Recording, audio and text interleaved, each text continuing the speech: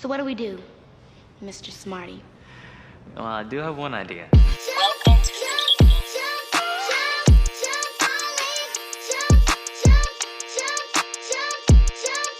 Hot chili steppers on 3. 1, 2, 3.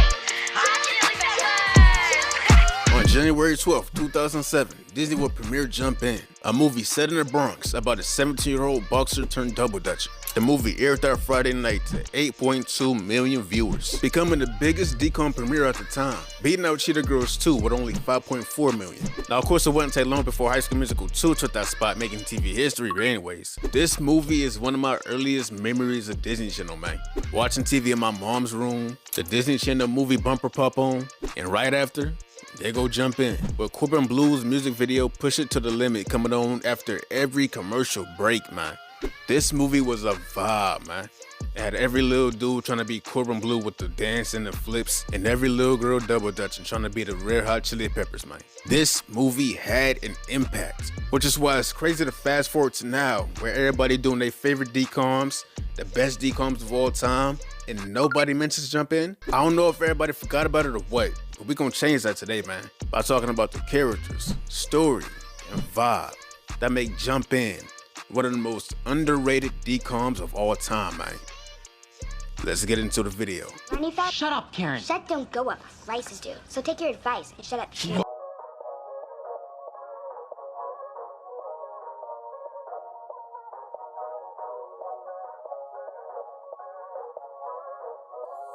to the kingdom. So when you put all the cast together, there's about 11 characters that fill the screen of this movie. But out of those 11, there's about only 4 characters that actually matter.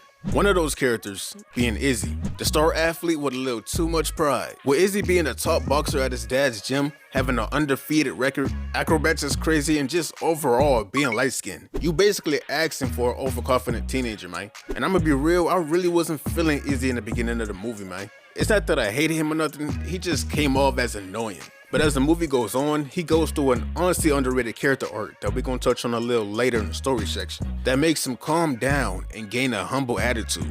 An attitude that the next character, Mary, already possessed. Now, Mary is the leader of the Red Hot Chili Peppers. All the chili jumpers, that's what she called them before Izzy jumped in. Mary's also a perfectionist, making sure everybody is up first thing in the morning, practicing the same move over and over, leaving no room for mistakes in her routine. And you know what? I did say that she was humble, but now that I think about it, I don't think that was the best word to describe her. A better word would be doubtful. Mary and her team are already great double dutchers, but she don't see that. All she sees is that they're not as good as they should be. That is, of course, until Izzy comes in and shows her how to be great while also having fun with it. Our third character is Rodney, the bully of the neighborhood and the school. Rodney's character can best be described as the angry poor kid, being angry at his living circumstances and taking it out on the world. And in the boxing ring, as Rodney is the second best boxer in the gym. Now, his character arc is also underrated, as it results in 2 of the best scenes in the movie. But like I said, we're gonna talk about that later. Our final character worth mentioning is Izzy's dad. Being a newly single parent as his wife passed away, Ken takes on the household, trying his best to maintain what his wife set up, while also running the city's boxing gym. His main pride in the gym being Izzy, who he constantly pushes to be the best boxer in the ring. Thinking that's what he wants, eventually learning that to not be the case. Now, the other characters in the movie being Karen, Izzy's little sister, his 2 best friends, Chuck and Earl actually being Emmett from Good Luck Charlie, Tammy, the girl boxer, Mary's 2 best friends, Keisha and Shauna, and last, but certainly least, Miss Stank Yola. Ew. With all these characters doing what they do and playing their roles well, it allows for a story that actually exceeds my expectations from a Disney film. Hey, don't jump. It can't be that bad.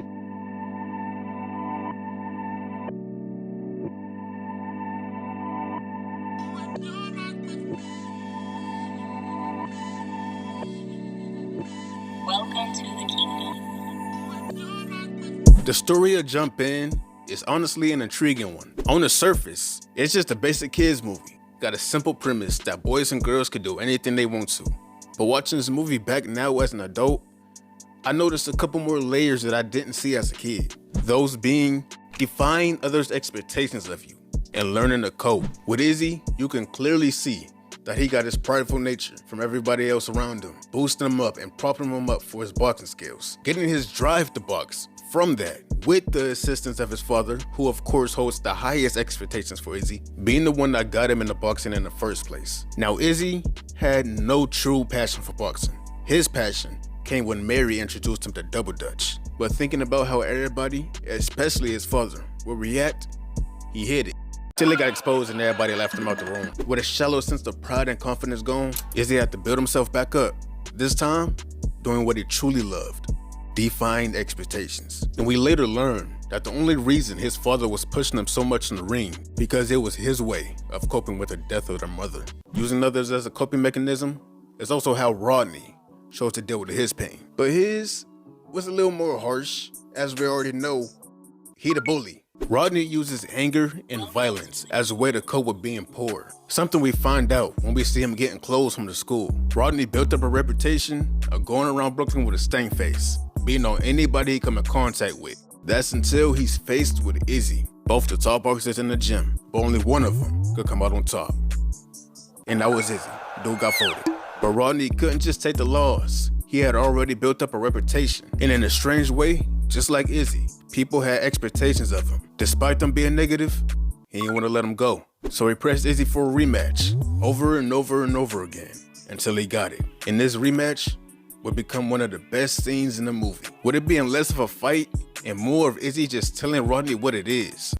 I don't know about you, but I am tired of being mad. He showed Rodney what he just recently learned, that you don't have to live up to people's expectations.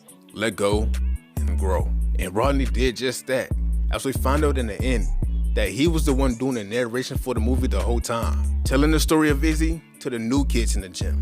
If y'all ain't know, this was the second best scene, and they both got to do with Rodney. Ain't that crazy? This was a movie driven by heart and character, which is always a win in my book. But without the vibe to put the ribbon on top, Jump In just wouldn't be Jump In. My name is Mary. Yeah. I'm rough and tough. Yeah. You get in my way. Yeah. I'll mess you up.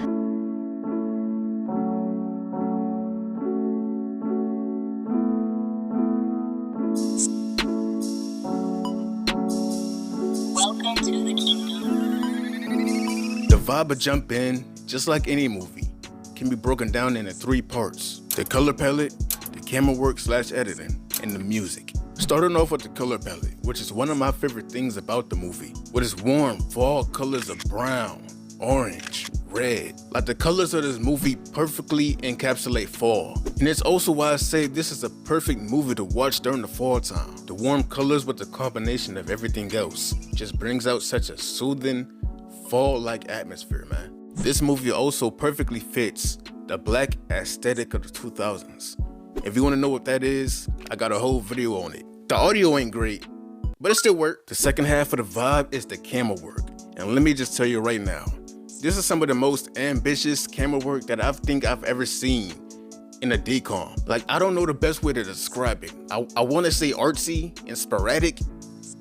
I don't know. Those might work. I don't know. But like, to get what I mean, look at this shot where they circle around the 3 girls just like 3 times over constantly. This is one of my favorite shots in the movie. It may get you dizzy, that's your issue, but to me, this shot is beautiful. Or better yet, this shot where they start off on the right side and the camera just moves to the left and it still got them in, like, you know what I mean? Sporadic. This is easily one of the coldest shots I've ever seen in a DCOM, man. If y'all got something better, please tell me in the comments. The camera is just always in motion, and I feel like that works best with a movie that's about motion. And the last part that brings the vibe together is the music.